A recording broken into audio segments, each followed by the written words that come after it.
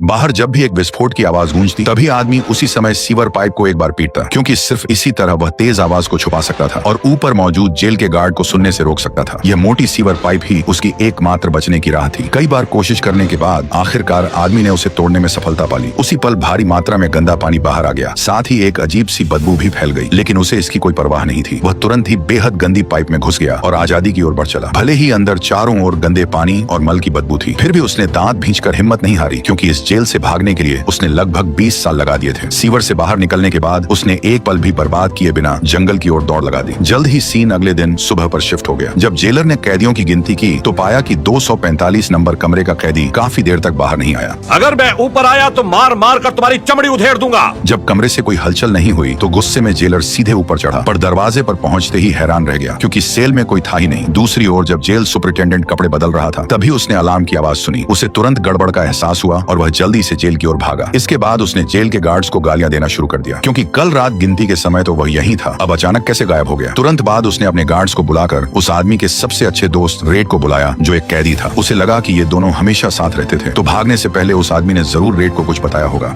कुछ भी नहीं कहा वार्डन, कुछ भी नहीं। ये सुनकर जेल सुपरिटेंडेंट और भी ज्यादा गुस्सा हो गया, क्योंकि इस जेल के बनने के बाद से आज तक ऐसा कभी नहीं हुआ था। गुस्से में आकर उसने पास पड़ा एक पत्थर उठाया और दीवार पर लगे पोस्टर की ओर फेंक दिया, लेकिन वहां से एक अजीब सी गूंज सुनाई दी। जब वह पास गया और देखा तो पाया कि पत्थर सीधे पोस्टर के आर पार चला गया और उसमें एक छोटा सा छेद कर गया। तभी उसे सब समझ आ गया। उसने तुरंत जल्दी से हाथ अंदर डाला और पोस्टर को एक झटके में फाड़ दिया। सामने दीवार में एक बड़ा सा छेद दिखाई दिया जो सीधे जेल के बाहर तक जाता था। ये दृश्य देखकर सभी लोग हैरान रह गए। आखिरकार उस आदमी ने कब इतनी बड़ी सुरंग खोद डाली थी, ये किसी को पता नहीं चला। इसके तुरंत बाद जेलर ने पुलिस कुत्तों के साथ बड़े पैमाने पर खोजबीन शुरू कर दी, लेकिन पूरे दिन की मशक्कत के बाद भी उन्हें बस एक घिस चुका हथौड़ा और एक फटी हुई पुरानी कैदी की वर्दी ही मिली। यहाँ तक कि अभी भी जेलर इस बात पर यकीन नहीं कर पा रहा था कि सिर्फ एक छोटे से हथौड़े के सहारे उसने इतनी लंबी सुरंग कैसे खोद डाली। असल में आदमी तो बस दीवार पर अपना नाम उकेरना चाहता था, लेकिन उसे अनजाने में ही पता चला कि दीवार की परत बहुत आसानी से उखड़ जाती थी। चूंकि उसे भूविज्ञान की बहुत जानकारी थी, इसलिए वह तुरंत ही समस्या की जड़ समझ गया। दरअसल जेल की लंबे समय से मरम्मत नहीं हुई थी और दीवार पर लगा सीमेंट पूरी तरह खराब हो चुका था। वह तुरंत समझ गया कि ऊपर वाले ने उसे बच निकलने का एक मौका दिया है। इसके बाद के दिनों में जब भी उसे मौका मिलता वह दीवार को खोदना शुरू कर देता। दीवार पर लगा पोस्टर उसकी खुदाई को छुपाने का एक अच्छा जुगाड़ बन गया। जो सीमेंट वह निकालता उसे वह निगरानी के दौरान चुपचाप अपनी पैंट से बाहर गिरा देता। हथौड़ा उसने रेड से मंगवाया था, जो यहाँ 20 साल से रह रहा था और बहुत जुगाड़ू था। जेलर की चाबी को छोड़कर लगभग हर चीज वह किसी न किसी तरह हासिल कर सकता था, लेकिन जेल की अचानक जांच से वो बच नहीं सकता था। आदमी अच्छी तरह जानता था कि अगर यह राज कभी खुल गया तो उसका अंजाम सिर्फ मौत ही होगा। सामने वाले को शक न हो, इसके लिए उसने दिखावा किया कि वह किताब पढ़ रहा था। जब जेलर लोगों के साथ आया तो उसने पूरी तरह सहयोग दिया ताकि वे उसकी घबराहट को न भांप सकें। जेल के गार्ड्स पीछे पीछे उसकी चीजें उलट पलट कर ढूंढने लगे, यहाँ तक कि कुर्सी के कोनों को भी नहीं छोड़ा। आदमी बस एक तरफ चुपचाप प्रार्थना करता रहा कि वे लोग पोस्टर को न फाड़ें। आखिरकार उन्होंने काफी देर तक तलाशी ली, लेकिन कुछ भी असामान्य नहीं मिला। इसी समय अब तक चुप रहा जेलर अंदर आया और फिर उसने आदमी के हाथ से बाइबल ले ली। जब जेलर ने जांच करते हुए उससे बाइबल के कुछ प्रश्न पूछे तो उसने सभी के सही जवाब दिए। असल में जेलर को भी बाइबल पढ़ना पसंद था, इसलिए वह उस आदमी के जवाबों से बहुत संतुष्ट हुआ। भले ही जेल के नियमों के अनुसार कैदियों को पोस्टर लगाने की अनुमति नहीं थी, फिर भी उसने आदमी को कुछ नहीं कहा और पोस्टर नहीं हटाया। जाते समय उसने बाइबल भी उसे लौटा दी और कहा कि मुक्ति का रास्ता इसी में छुपा है। असल में यह किताब उसने हथौड़ा छुपाने के लिए इस्तेमाल की थी और यही हथौड़ा उसकी आजादी का रास्ता था। वह आदमी एक बैंकर था जिसे अपनी पत्नी और उसके लवर की हत्या के आरोप में उम्र कैद की सजा सुनाई गई थी, लेकिन वास्तव में वह बेगुनाह था। उस दिन वह शराब पीकर नशे में था। वह सोच रहा था कि बंदूक लेकर उन्हें डरा देगा, लेकिन काफी कोशिश करने के बाद भी वो ऊपर नहीं गया। वह अपराध नहीं करना चाहता था, इसलिए वह गाड़ी चलाकर वापस चला गया और उसने वह बंदूक नदी में फेंक दी। लेकिन हैरानी की बात यह थी कि अगले दिन उसकी पत्नी और उसका लवर फिर भी मारे गए। हत्या में इस्तेमाल किया गया हथियार भी वही था, वही रिवॉल्वर जिसे उस आदमी ने नदी में फेंका था। जज ने इसी आधार पर उसे दोषी ठहराया और आखिरकार उसे शॉशैंक जेल भेज दिया। जब भी यहाँ कोई नया कैदी आता था, पुराने कैदी शर्त लगाते थे कि सबसे पहले कौन रोएगा। शुरुआत में रेड को एंडी से कोई खास उम्मीद नहीं थी। उसे लगता था कि वह दुबला पतला और कमजोर है और जरूर आसानी से डर जाएगा। बाकी साथी मानते थे कि वह मोटा आदमी सबसे पहले घुटनों के बल गिरकर माफी मांगेगा। आसपास के पुराने कैदियों की तालियों और उनकी ललचाई हुई नजरों को देखकर उस आदमी को यह सोचकर ही डर लगने लगा कि उसे यहाँ पूरी जिंदगी बितानी है। जब सभी नए कैदी अंदर आ गए तो जेलर ने यहाँ के नियम पढ़कर सुनाए। इसी दौरान एक कैदी ने अचानक पूछा कि खाना कब मिलेगा। उसने जवाब नहीं दिया, बल्कि बगल में खड़े गार्ड की ओर इशारा कर दिया। तुम तब खाओगे जब हम कहेंगे। बात भेजे में घुसिया नहीं, हरामजादे।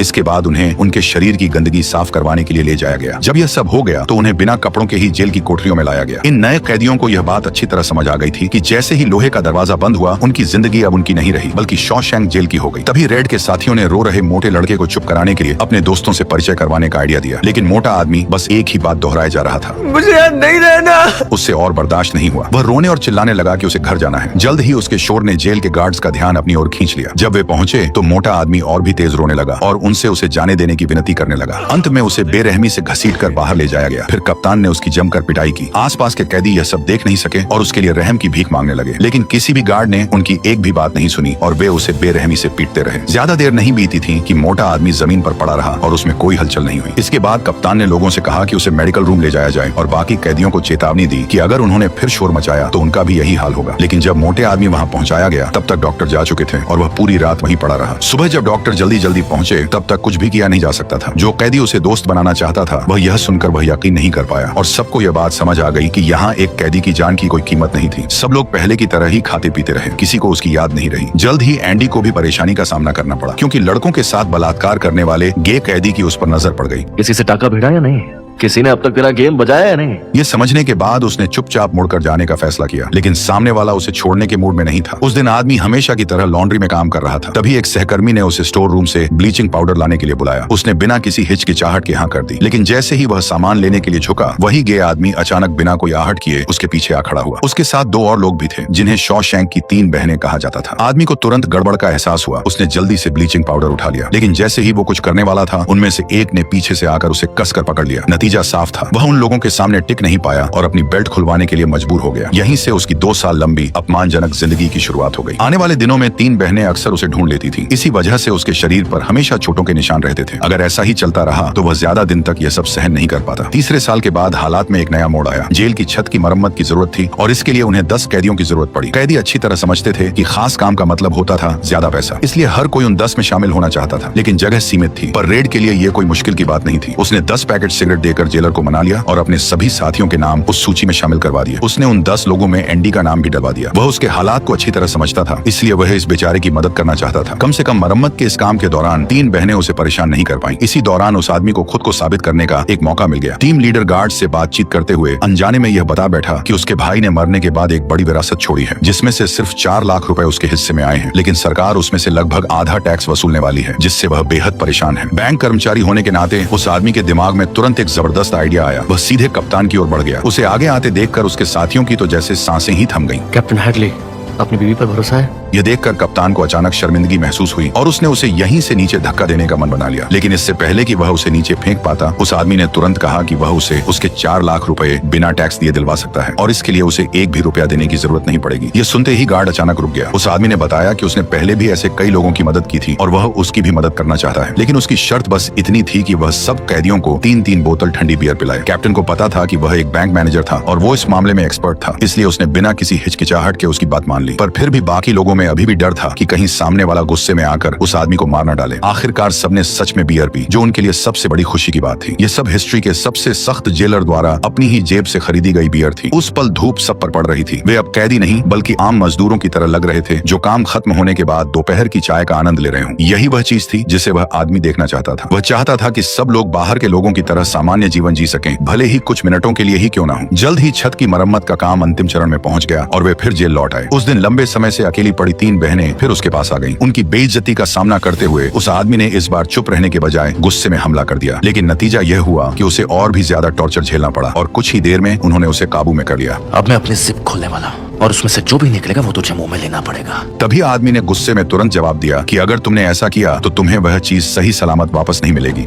मेरे मुंह में कुछ भी डाला तो पछताएगा। उसने साफ कहा कि अगर तुमने ऐसा किया तो मैं स्टील का पूरा 8 इंच का चाकू तुम्हारे कान में घुसा दूंगा। तभी आदमी ने कहा कि उसका दिमागी संतुलन हिल चुका है और उस पर उसका कोई कंट्रोल नहीं है। उसने चेतावनी दी कि अगर उसने उसके मुंह में डालने की गलती की तो हो सकता है कि वह न चाहते हुए भी उसे काट ले। यह सुनकर तीनों बहनों को थोड़ी देर के लिए डर लगने लगा, लेकिन यह डर जल्दी ही गुस्से में बदल गया। उन्होंने उस आदमी पर मुक्कों और लातों से हमला करना शुरू शुरू कर दिया जब तक कि वह बेहोश नहीं हो गया। नतीजा ये हुआ कि वह आदमी सीधे 1 महीने तक मेडिकल रूम में पड़ा रहा। 3 बहनों की सबसे बड़ी बहन को सजा के तौर पर 1 हफ्ते के लिए अलग बंद कर दिया गया। लेकिन कहानी यहीं खत्म नहीं हुई। जब वह अकड़ते हुए कदमों के साथ वापस अपनी सेल में लौटा तो उसने देखा कि कप्तान वहां गुस्से में खड़ा था। उसे तुरंत हालात की गंभीरता का एहसास हो गया, लेकिन अब भागने का कोई मौका नहीं था। कप्तान ने उसकी जमकर पिटाई की। कप्तान की क्रूरता पहले से ही मशहूर थी। उसे इतनी बेरहमी से पीटा गया कि वह कोमा में चला गया। इसके बाद इलाज के लिए उसे दूसरी जेल में भेज दिया गया। इस घटना के बाद तीनों बहनें फिर कभी उससे पंगा लेने की हिम्मत नहीं कर पाई। असल में यह सब कप्तान के इशारे पर हुआ था, क्योंकि उसने उस आदमी के बैंकर होने की पहचान कर ली थी जो आगे चलकर उसके बहुत काम आ सकती थी। इसके तुरंत बाद उसे लॉन्ड्री से लाइब्रेरी में ट्रांसफर कर दिया गया, जहां उसके साथ एक बुजुर्ग कैदी भी था। वह बुजुर्ग पिछले 50 सालों से वहीं रह रहा था। लाइब्रेरी का काम बहुत आसान और हल्का था। किसी को किताब उधार लेनी होती थी तो बस उसका रजिस्ट्रेशन करना रहता था। लेकिन कप्तान की टैक्स चोरी में काफी मदद करने की वजह से जल्द ही दूसरे जेलर भी उससे मदद मांगने आने लगे। जेल में थोड़ा आराम से रहने के लिए वह किसी को भी मना नहीं करता था और सबकी मदद के लिए योजनाएं बनाता था। 1 महीने से भी कम समय में उसने आधे से ज्यादा जेलरों के लिए टैक्स रिफंड की प्रक्रिया पूरी कर दी थी। कुछ ही समय में वह पूरे जेल में मशहूर हो गया। यहाँ तक कि जेल सुपरिंटेंडेंट भी उससे मदद मांगने लगा। उसका काम इतना बढ़ गया था कि कभी कभी रेड को भी उसकी मदद के लिए बुला लिया जाता था। लाइब्रेरी को बड़ा करने और सबको नई किताबें पढ़ने का मौका देने के लिए उसने फिर से जेल सुपरिंटेंडेंट से फंड की मांग की, लेकिन उसने बताया कि फिलहाल जेल की फाइनेंशियल पोजीशन अच्छी नहीं है और लाइब्रेरी बढ़ाने के लिए एक्स्ट्रा फंड उपलब्ध नहीं है। हालांकि एक ही रास्ता था, राज्य विधानसभा से पैसे मांगे जाएं। उनकी अनुमति से उसने राज्य विधानसभा को हर हफ्ते चिट्ठी लिखकर फंड की मांग करनी शुरू कर दी, लेकिन हर बार उसकी चिट्ठी का कोई जवाब नहीं आया। फिर भी वह इतनी आसानी से हार मानने वाला नहीं था। उसने लगातार 6 साल तक चिट्ठियां लिखी। इसी दौरान एक दिन लाइब्रेरी में एक अजीब घटना घटी। कैदी ओल्ड ब्रुक ने चाकू लेकर अपने एक साथी को बंधक बना लिया। वह यहाँ बहुत लंबे समय से रह रहा था, हमेशा शांत और हंसमुख रहता था और उसने कभी भी ऐसा व्यवहार नहीं किया था। असल में उसकी पैरोल मंजूर हो गई थी और वह जल्द ही यहाँ से जाने वाला था। यह अपने आप में एक अच्छी बात थी, लेकिन वह इस जेल में 50 साल से रह रहा था। वह यहाँ की हर चीज का आदी हो चुका था और बाहर जाना बिल्कुल नहीं चाहता था। इसलिए उसने यहाँ रुकने के लिए आदमी को मारने का फैसला किया। लेकिन एंडी के लगातार समझाने के बाद उसने आखिरकार अपने हाथ में पकड़ी हुई छुरी नीचे रख दी और इस सच्चाई को स्वीकार कर लिया। बाकी लोग यह समझ नहीं पा रहे थे कि कोई इंसान हमेशा जेल में ही रहना क्यों चाहेगा। वे तो यही चाहते थे कि किसी तरह बाहर निकल जाए। रेड ने कहा कि उसे यहाँ अपनापन महसूस होता है। शॉशैंक जेल में वह एक बहुत खास इंसान है। यहाँ उसकी पहचान है, उसका सम्मान है, लेकिन बाहर वह कुछ भी नहीं है। बाहर जाने के बाद वह बस एक बूढ़ा आदमी रह जाएगा जिसे कोई यह तक नहीं पूछेगा कि वह कौन है। बहुत जल्दी वह दिन भी आ गया जब उसे बाहर जाना था। उसने उस कौवे को, जिसे उसने प्यार से पाला था, आजाद कर दिया और खुद भी रिहा होने का अनुभव किया। यहाँ के गार्ड्स भी उसकी बहुत इज्जत करते थे। जब वह लोगों और गाड़ियों से भरी सड़क पर खड़ा हुआ तो उसके चेहरे पर एक अजीब सी उलझन थी। वह इस समाज से बहुत लंबे समय तक दूर रहा था। बाहर की दुनिया उसके लिए अब पूरी तरह अजनबी हो चुकी थी। 50 साल पहले उसने सिर्फ एक कार देखी थी, लेकिन अब सड़कों पर कारों की भरमार थी। सरकार ने उसके लिए टेम्पोरेरी घर की व्यवस्था की और उसे सुपरमार्केट में पैकिंग का काम दिला दिया। लेकिन उम्र ज्यादा होने की वजह से वह बूढ़ा आदमी बहुत धीरे काम करता था और अक्सर गलतियां कर बैठता था। कस्टमर्स की लगातार शिकायतें सुनकर मैनेजर सबके सामने उसे डांट देता था। किसी को इस बात की परवाह नहीं थी कि वह एक बूढ़ा आदमी था। उसका कोई दोस्त भी नहीं था जिससे वह बात कर सके। रात को सोते समय वह अक्सर कल्पना करता था कि जब वह जागेगा तो फिर से जेल की अपनी कोठरी में होगा, क्योंकि वहीं वह जिंदा रह सकता था। उसने यहाँ तक सोच लिया था कि वह फिर से डकैती करेगा ताकि दोबारा जेल लौट सके, लेकिन वह बहुत बूढ़ा हो चुका था। अब वह उस तरह की चोरी करने की हालत में नहीं था। कुछ ही समय बाद उसने एक दुखद फैसला ले लिया। उसने चाकू से अपना नाम कमरे की दीवार पर खोदा और फिर बिना किसी हिचकिचाहट के फांसी लगाकर आत्महत्या कर ली। इस तरह उसके दुखद जीवन का अंत हो गया। जब जेल के बाकी कैदियों को यह खबर मिली तो वे गहरे दुख में डूब गए, खासकर रेड। वह भी यहाँ 30 साल से था। हर बार जब वह पैरोल के लिए आवेदन करता था तो वह विनम्रता से जवाब देता था कि उसने अपने आप को सुधार लिया है और अब वह समाज के लिए कोई खतरा नहीं बनेगा, लेकिन हर बार उसे मना कर दिया जाता। इस बीच एंडी बड़ी संख्या में किताबें और 18,000 रुपए का फंड मिल गया जो सोमवार को भेज दिया गया था। गार्ड्स चाहते थे कि वह आदमी अब और पत्र न लिखे और खुद को रोक ले। उसकी मेहनत आखिरकार रंग लाई और उसने तय किया कि अब से वह हर हफ्ते 2 पत्र लिखेगा। सफलता का जश्न मनाने के लिए उसने एक बार फिर शौचालय जाने का बहाना बनाया और चुपके से एक रिकॉर्ड निकाल कर बजा दिया। इसके बाद उसने सभी दरवाजे बंद कर दिए और रेडियो चालू कर दिया। अब हर कोई यह संगीत सुन सकता था और सब हैरान थे, ध्यान से सुनने लगे, क्योंकि पहले रेडियो पर केवल जेलर की लगातार चेतावनियां ही आती थी, लेकिन इस बार गाना बज रहा था। जब जेलर वहां पहुंचे तो वह आदमी आराम से कुर्सी पर लेटा हुआ गाने का आनंद ले रहा था। जेलर की चेतावनी का उसने कोई जवाब नहीं दिया। उसने किसी की परवाह नहीं की, बल्कि वॉल्यूम और भी ज्यादा बढ़ा दिया। यह देखकर जेलर गुस्से में आ गया। उसने बाहर से जबरदस्ती दरवाजा तोड़ दिया, जिससे कांच भी टूट गया। नतीजा यह हुआ कि उसे 2 हफ्ते के लिए सजा में डाल दिया गया। अच्छा यह था कि उसने पहले कई लोगों की मदद की थी, वरना उसे वहीं मार दिया जाता। आखिरकार 2 साल बाद उसकी मेहनत फिर से रंग लाई। सोमवार को उसे पता चला कि 18,000 रुपए की रकम को बढ़ाकर 45,000 रुपए कर दी गई है। जल्दी ही यहाँ सबको पढ़ने के लिए जगह मिल गई और एक ही बार में बहुत से लोग वहाँ आने लगे। जल्द ही वह आदमी सुपरिंटेंडेंट के लिए काले धन को सफेद करने का औजार बन गया। हर बार वो जेलर को मिले पैसों को सफलतापूर्वक सफेद कर देता और फिर उन्हें अलग अलग बैंक खातों में जमा कर देता। लेकिन उस चालाक एंडी ने एक तरकीब सोची। उसने कानून की खामियों का फायदा उठाते हुए एक नकली व्यक्ति बना लिया और सभी बैंक खातों को उसी के नाम पर दर्ज कर दिया। हालांकि जब भी वह आदमी चाहता वह उस नकली व्यक्ति को पल पल भर में खुद में बदल सकता था और सारी रकम निकाल सकता था। अब जल्द ही समय 7 साल आगे बढ़ गया और जेल में फिर नए कैदी लाए गए। उनमें से टॉमी सबसे ज्यादा मशहूर था। उसे घर में घुसकर डकैती के आरोप में पकड़ा गया था और यह पहली बार नहीं था जब वह जेल आया था, इसलिए आते ही वह सबके साथ घुल मिल गया। उसकी एंडी के साथ भी अच्छी दोस्ती हो गई। एंडी ने टॉमी से हाई स्कूल डिप्लोमा का इंतजाम करने को कहा ताकि बाहर निकलने पर उसे नौकरी ढूंढने में आसानी हो सके। असल में टॉमी ही वह इंसान था जो एंडी की पत्नी की मौत की सच्चाई उजागर करने वाला था। एक दिन वह रेड से बात कर रहा था, तभी उसने अनजाने में पूछ लिया कि वह किस वजह से जेल आया था। बीवी को किसी गोल्फर के साथ सोते हुए देख लिया,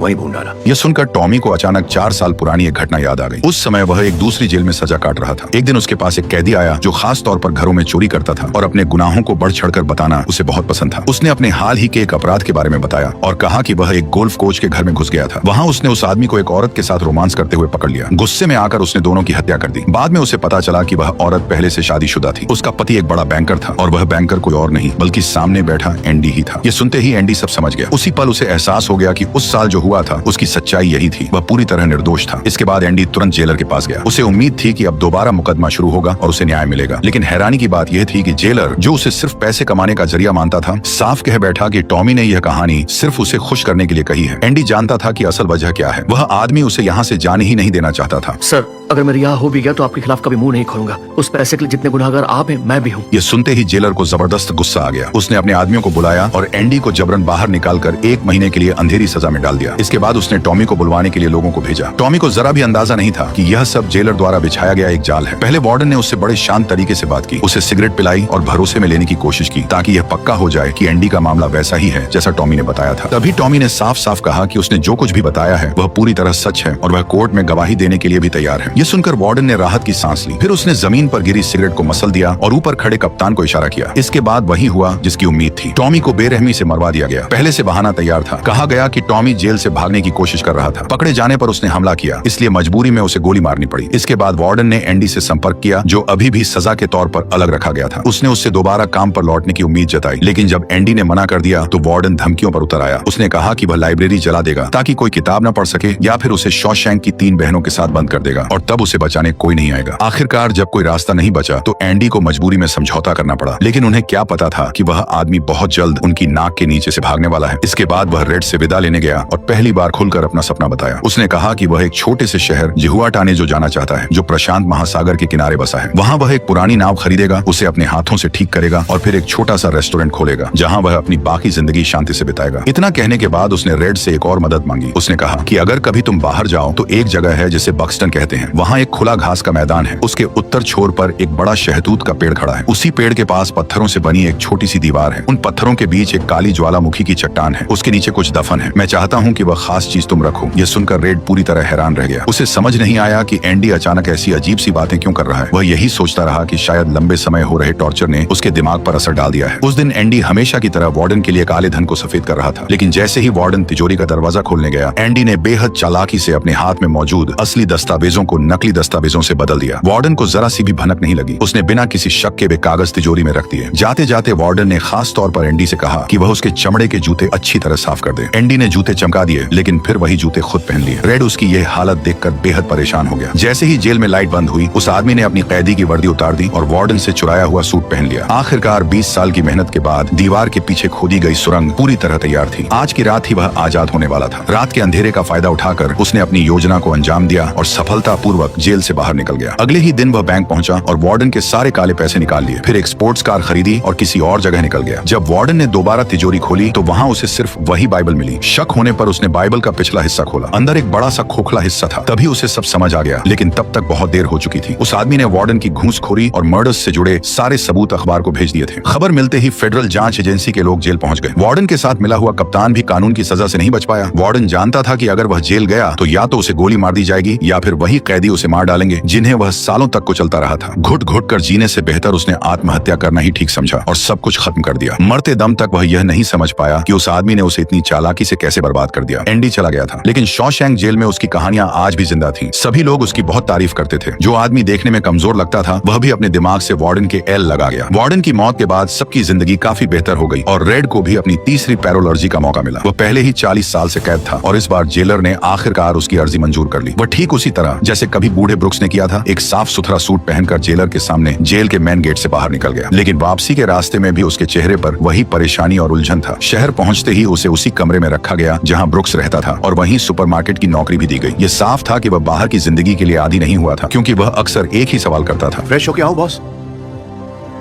हर बार तुम्हें जब जाना हो तो मुझे पूछने की जरूरत नहीं, तुम जा सकते हो, समझ गए? आदमी को जेल में 40 साल हो गए थे, इसलिए हर बार परमिशन लेना उसके रोजमर्रा की जिंदगी में आ गया था। पर वह चाह कर भी उसे छोड़ नहीं पा रहा था। वह बस सोचता था कि कैसे भी वह अपनी पैरोल तोड़ दे ताकि वह वापस जेल में भेज दिया जाए। वो भी ब्रुक्स की तरह अपनी जान देना चाहता था, पर दिल में उस आदमी से किया वादा अब भी था। फिर वो बताई गई जगह पहुंचा। कई ऊंचे पहाड़ों को पार करने के बाद उसने आखिरकार वह बड़ा पेड़ ढूंढ लिया। पत्थरों से बनी दीवार के साथ चलते हुए उसे काली ज्वालामुखी की चट्टान दिखी। जब उसने उसे हटाया तो उसके नीचे सचमुच कुछ छुपा था, एक धूल भरा लोहे का डिब्बा। जब चारों ओर कोई नहीं था तब रेड ने उसे खोला। उसके अंदर एक चिट्ठी और नोटों की एक गड्डी थी। चिट्ठी में एंडी ने लिखा था कि उसने जूहा तानियों के छोटे कस्बे में सब कुछ तैयार कर रखा है, बस अब रेड के आने का इंतजार है। ये पढ़ते ही रेड बिना एक पल गवाए तुरंत एंडी से मिलने के लिए निकल पड़ा। उसने काफी लंबा सफर तय किया और जब आखिरकार वहां पहुंच गया तो देखा कि एंडी अपनी बताई गई नाव को घिस रहा था। तभी अचानक एंडी की नजर रेड पर पड़ी और उसे देखकर वह बेहद खुश हो गया और यहीं पर यह शानदार मूवी खत्म हो गई। अगर आपको यह वीडियो अच्छी लगी हो तो हमारे चैनल को सब्सक्राइब और वीडियो को लाइक जरूर कीजिएगा।